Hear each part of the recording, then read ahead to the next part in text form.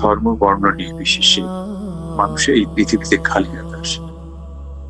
সৃষ্টিকর্তা আল্লাহ মানুষকে ধন সম্পদ, ক্ষমতা, সম্মান এবং আত্মীয় স্বজন দিয়ে পরীক্ষা করেন।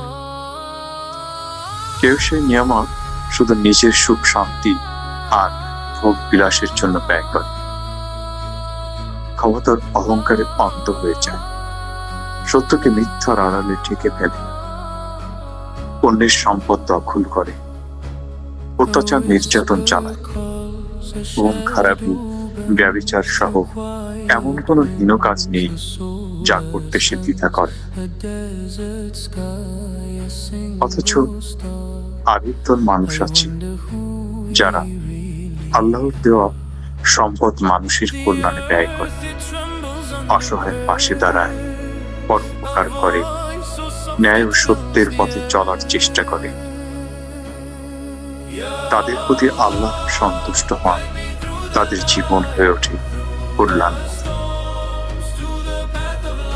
কিন্তু একদিন সবাইকে এই পৃথিবীর সমস্ত ধন সম্পদ, ক্ষমতা, সম্মান, আরাম, আয়েশ সবকিছু রেখে চলে যেতে হবে শূন্য হাতে।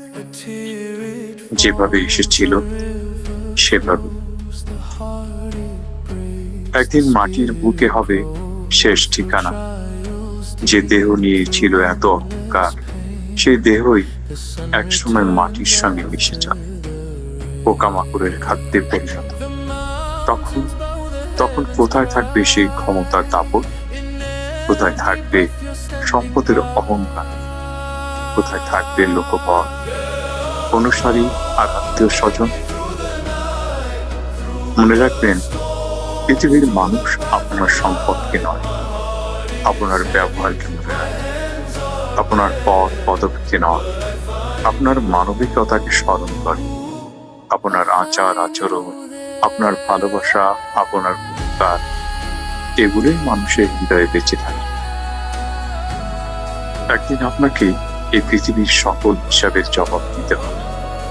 সেদিনকে ভয় করুন, সেদিনের জন্য প্রস্তুতি নিন, কারণ এই পৃথিবীতে কেউ চিরদিন থাকার জন্য আসেন।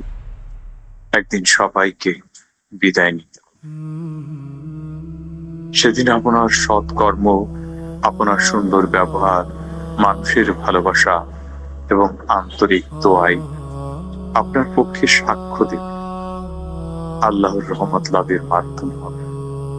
আল্লাহ আমাদের সবাইকে অহংকার মুক্ত, মানব কল্যাণে নিবেদিত এবং নেক আমলে সমৃদ্ধ জীবন করার তৌফিক দান করুন। আমিন।